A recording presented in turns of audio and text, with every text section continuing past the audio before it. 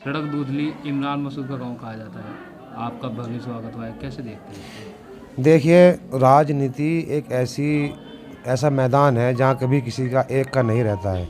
जो जनता के लिए करता है, जो जनता का होता है, जनता के बीच में रहता है, जनता की बात करता है। जो जुल्म के ख़िलाफ़, जुल्म करने वालों के ख़िलाफ़ आवाज़ उठाता है, जनता उसके साथ चलती है। आज के इस दौर में अगर वो आवाज़ कोई है तो जनाब बैरिस्टर असदुद्दीन ओवैसी साहब की आवाज़ है, उनके नुमाइंदों की आवाज़ है। तो लोग उनके साथ चल रहे हैं, उनको पसंद कर रहे हैं और इंशाअल्लाह सड़क दूधली किसी की भी ज़मीन रही हो, अब इंशाअल्लाह ये मरगूब हसन की ज़मीन रहेगी।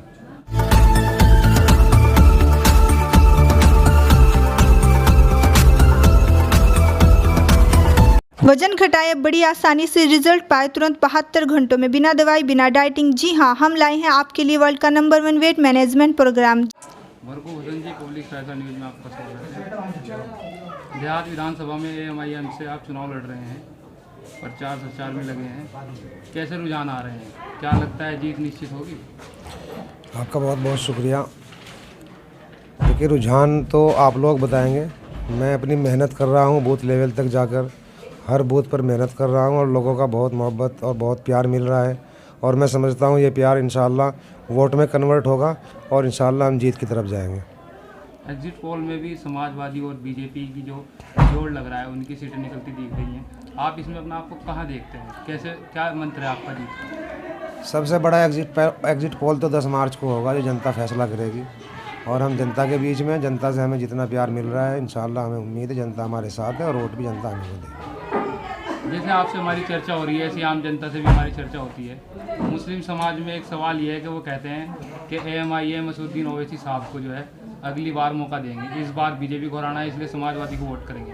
उसको कैसे देखते हैं आप? देखिए, ये एक शिगुफा उन पार्टियों का छोड़ा हुआ है जो मुस्लिम समाज के वोट से हमेशा सत्ता में रही है, क्योंकि वो मुस्लिम समाज का वोट लेकर सत्ता तो हासिल कर लेते हैं लेकिन इस समाज की तरफ कभी नहीं देखते, ना इस समाज की बात करते हैं, ना इस समाज की जो ज़रूरतें हैं, जो इसके हकूक़ हैं वो उन तक पहुंचते हैं। ये सिर्फ़ एक बनाई हुई बात है कि इस बार तो ओवैसी साहब दोबारा देख लेंगे, इस बार BJP को रोकना है। BJP को रोकना सिर्फ हमारा काम नहीं है। BJP को रोकने के लिए 14% लोग काफ़ी नहीं है, उसके लिए 85% 86% जो जनसंख्या है वो भी BJP को रोकना चाहे तब BJP रुकेगी। BJP को रोकने के लिए हमने 14 में अपना पूरा वोट दिया, हमने 17 में अपना पूरा वोट दिया, हमने 19 में पूरा वोट सेकुलर पार्टी को दिया, लेकिन BJP नहीं रुकी। BJP रुकेगी जब हम अपनी पार्टी को मजबूत करेंगे, अपनी क़यादत को मजबूत करेंगे तो BJP को इंशाअल्लाह हम ही रोकेंगे।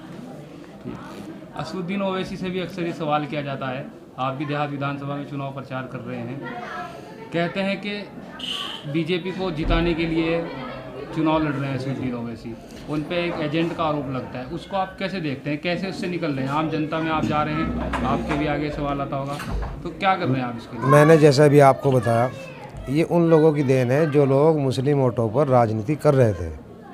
उन्हीं लोगों की देन है जो BJP का एजेंट बताना, BJP के लिए काम करना। नहीं तो कोई भी पार्टी हो, इस चुनाव में उत्तर प्रदेश के बहुत सारी पार्टियां चुनाव लड़ रही हैं, कुछ नई पार्टियां हैं, कुछ पुरानी पार्टियां हैं, सभी अपनी ज़मीन तलाश कर रही हैं और अपना वजूद तलाश कर रही हैं। किसी भी प्रोफेशन में, आप मीडिया का प्रोफेशन है, बिजनेस प्रोफेशन है, कोई अगर आदमी आता है वो किसी को झुकाने या किसी को बढ़ाने नहीं आता, अपनी ज़मीन तलाश करने के लिए आता है और अपने लिए काम करता है। जनाब असदुद्दीन ओवैसी साहब भी मजलिस इत्तेहादुल मुस्लिमीन के लिए काम कर रहे हैं, मजलिस इत्तेहादुल मुस्लिमीन को बढ़ाने के लिए काम कर रहे हैं और इंशाअल्लाह इसमें वो कामयाब भी हो रहे हैं। एक शब्द में अगर मैं आपसे पूछूं, जनता आपको वोट क्यों करे?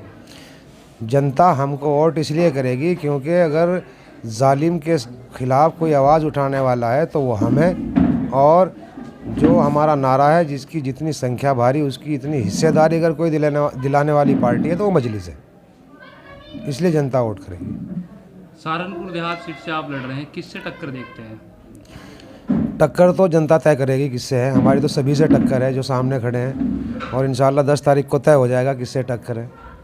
असदुद्दीन ओवैसी आज सहारनपुर आए, उन्होंने आपके लिए वोट के लिए अपील की, कितना फ़र्क पड़ेगा इससे? इससे माशाल्लाह फ़र्क पड़ेगा। लोगों के बीच में एक उत्साह, कार्यकर्ताओं के बीच में एक उत्साह है, वो घर घर पहुंचकर अपना पैगाम, जनाब बैरिस्टर असदुद्दीन ओवैसी साहब का पैगाम लोगों तक पहुंचाएंगे और वो वोट में कन्वर्ट करेंगे। असदुद्दीन ओवैसी दलित वोटों की भी बात करते हैं, क्या मिलेगा आपको दलित वोट? देखिए, दलित वोट असदुद्दीन ओवैसी दलित वोटों की ही नहीं, जो क्या नाम भीमराव अम्बेडकर साहब का बनाया हुआ संविधान है, अगर उसकी रक्षा आज के टाइम में कोई कर रहा है तो जनाब बैरिस्टर असदुद्दीन ओवैसी साहब कर रहे हैं। और दलितों में मैं कई जगह गया हूँ, दलितों ने खुद कहा है इस बात को कि कांशीराम जी के बाद अगर कोई संविधान के दायरे में बात करता है तो बैरिस्टर असदुद्दीन ओवैसी साहब है। दलितों का और सभी वर्गों का हमारे साथ प्यार है, वोट मिलेगा और इंशाल्लाह हम जीत की तरफ बढ़ेंगे। अखिलेश यादव से जब एक पत्रकार ने सवाल किया असदुद्दीन ओवैसी से गठबंधन को लेकर, तो उनका कहना था कि असदुद्दीन ओवैसी की बयानबाजी और उनके जो बयान होते हैं वो अच्छे नहीं हैं, वरना हम उनसे गठबंधन कर लेते। उसको कैसे देखते हैं आप? ये अगर कहूँ तो एक मजाक है। जो उनकी पार्टी में जिन लोगों को उन्होंने लिया है उनकी बयानबाजी किसकी सही है? कोई कहता है कि मुस्लिम औरतों को कब्रों से निकाल कर उनके साथ बलात्कार करो, कोई कहता है कि मुसलमान तो 3-3 बीवियाँ 4-4 बीवियाँ इसलिए रखते हैं कि हवस के पुजारी हैं। तो उन लोगों को लेना आसान है जो ऐसी बयानबाजी करते हैं जो किसी ख़ास मुस्लिम समाज के ख़िलाफ़ है। जनाब बैरिस्टर असदुद्दीन ओवैसी साहब ऐसी कोई बयानबाजी नहीं करते। असल दिक्कत अखिलेश यादव जी को ये है कि उनकी जो ज़मीन है, उनका जो चुनावी मैदान है वो मुस्लिम समाज है। उनका अपना समाज 7% है, वो भी पूरा उनके साथ नहीं है, कुछ भाजपा के साथ है, कुछ उनके साथ है। जिस समाज पर वो सियासत करते हैं तो उस समाज को वो साथ लेकर अलग से सियासत क्यों करने देंगे? उनकी मजबूरी है। अगर वो असदुद्दीन ओवैसी साहब को साथ लेंगे तो उनकी ज़मीन ख़त्म होने का ख़तरा है उन्हें, तो इसलिए वो किसी भी ऐसी क़यादत को साथ नहीं लेंगे जो उसके वोट पर भारी पड़े और कल उसे पीछे हटना पड़े। साल भर से ज़्यादा किसान आंदोलन चला, संयुक्त मोर्चा ने कहा कि भाजपा को हराने के लिए गठबंधन को वोट करें, जो आरएलडी समाजवादी गठबंधन है, उसको कैसे देखते हैं आप? देखिए, ये तो वक्त तय करेगा। किसान आंदोलन चला, सरकार किसानों के हकूक़ नहीं दे पा रही थी और महंगाई, बेरोज़गारी, ये सब चीज़ें हैं जिसके खिलाफ़ सरकार को वोट कर रहे हैं, लोग सरकार के खिलाफ़ जा रहे हैं। लेकिन हम अगर बात करें अपनी, हम जहाँ भी इलेक्शन लड़ रहे हैं, जहाँ भी हम चुनावी मैदान में हैं, वहाँ इंशाल्लाह हम बहुत ज़ोरों तरीके से लड़ रहे हैं और पब्लिक का प्यार हमें मिल रहा है। ठीक है, कुछ खास संदेश जो देहात विधानसभा की जनता से देना चाहेंगे? देहात विधानसभा की जनता से मेरी यही अपील है कि आने वाली 14 तारीख को सभी लोग वोट डालने जाएं, सब वोट करें और पतंग वाला निशान का बटन दबाएं और MIM के कैंडिडेट को विजयी बनाएं और उस इंसान की आवाज़ को मजबूत करें जो उनके लिए हर समय उठने के लिए तैयार रहती है। असदुद्दीन ओवैसी पे जो हमला हुआ है उसको कैसे देखते हैं आप? असदुद्दीन ओवैसी साहब पर जो हमला हुआ है वो हमला एक आपसी भाईचारे को ख़त्म करने वाली हमला था, ताकि यहाँ पर इस तरह का कम्युनल रिवॉर्ड्स हो जाए और एक चुनाव जो सही दिशा में चल रहा है उस चुनाव को एक धार्मिक रंग या ध्रुवीकरण का रंग दिया जाए और चुनाव को दूसरी दिशा में मोड़ दिया जाए। लेकिन माशाल्लाह जनाब बैरिस्टर असदुद्दीन ओवैसी साहब ने बहुत सूझबूझ का काम किया है। उन्होंने अपने सभी कार्यकर्ताओं से कहा कि अपने काम में लग रहे हैं, मैं सुरक्षित हूँ, सेफ़ हूँ और कोई भी हुड़दंगा या कोई भी ऐसा काम करने से मना किया जिससे कि चुनावी माहौल बिगड़ता। सेकुलर पार्टियां हैं वो भी आप पे ध्रुवीकरण करने का आरोप लगाती हैं, जैसे कि आपने कहा। सेकुलर पार्टियां हैं कहाँ? सेकुलर क्या होता है? सेकुलर होता है सबको साथ लेकर चलना, लेकिन सेकुलर पार्टी तो अब कोई भी नहीं है। सब सेकुलर बनने का सिर्फ ढोंग करती हैं। अपने अपने समाज को, जिन लोगों की पार्टियां हैं, जिनके नेता हैं, सत्ता में आने के बाद सिर्फ उन लोगों को देखते हैं, उन्हीं के काम करते हैं। जो और लोग वोट देते हैं उनकी तरफ ध्यान भी नहीं दिया जाता, सिर्फ वोटों के लिए उनके पास जाते हैं, वोट लिया, बात ख़त्म। सेकुलरिज्म के नाम पे 70-75 सालों से खासकर मुस्लिम समाज को ठगा गया है और ये बात मैं नहीं, सच्चर कमेटी की रिपोर्ट है, रंगनाथ मिश्रा की कमेटी की रिपोर्ट है जो ये कहती है कि आज के इस दौर में मुस्लिम समाज की हालत दलितों से भी बदतर है। तो ये किस चीज़ की वजह से है? ये उन्हीं सेकुलर पार्टियों की वजह से है जो अपने आप को सेकुलरिज्म का चोला ओढ़कर मुस्लिम समाज का वोट लेते रही। अगर आपको विधायक बनने का मौका मिलता है तो क्या चेंजिंग है जो आप करने चाहेंगे, क्या विकास करना चाहेंगे आप? देखिए, अगर जनता मुझे मौका देती है, सबसे पहले तो इंशाल्लाह उनको एक खादिम मिलेगा जो उनकी खिदमत करने वाला होगा। ऐसा नहीं होगा नेता जो सिर्फ अपने बारे में सोचता हो और अपनी ज़ाती मफाद के लिए राजनीति करता हो, और जो भी संविधान के अंदर सरकार के द्वारा मजलूमों तक, शोषित वंचित समाज तक उनके हक हैं, वो पूरी तरह से उन तक पहुंचाए जाएंगे।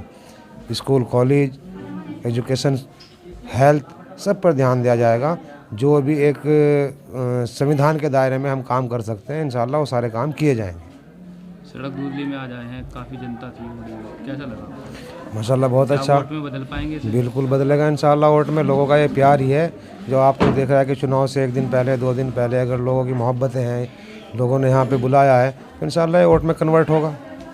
सड़क दूधली इमरान मसूद का गाँव कहा जाता है, आपका भव्य स्वागत हुआ है, कैसे देखते हैं? देखिए, राजनीति एक ऐसा मैदान है जहाँ कभी किसी का एक का नहीं रहता है।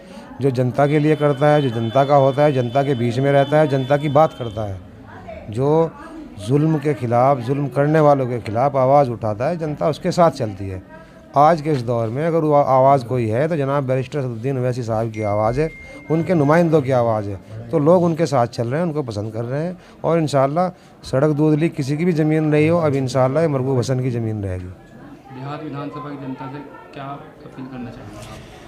मैं देहात विधानसभा की जनता से यही अपील करना चाहूँगा कि जालिम के ख़िलाफ़ जो लोग जुल्म करने वाले हैं, आवाम पर, दबे कुचले वर्ग पर, शोषित वंचित समाज, दलित, मुस्लिम, उनके ख़िलाफ़ वोट करें और उस इंसान का साथ दें जो हक़ की आवाज़ के साथ, हक़ के साथ खड़ा है और संविधान के दायरे में रहकर अपनी बात करता है और संविधान से देश को चलाना चाहता है।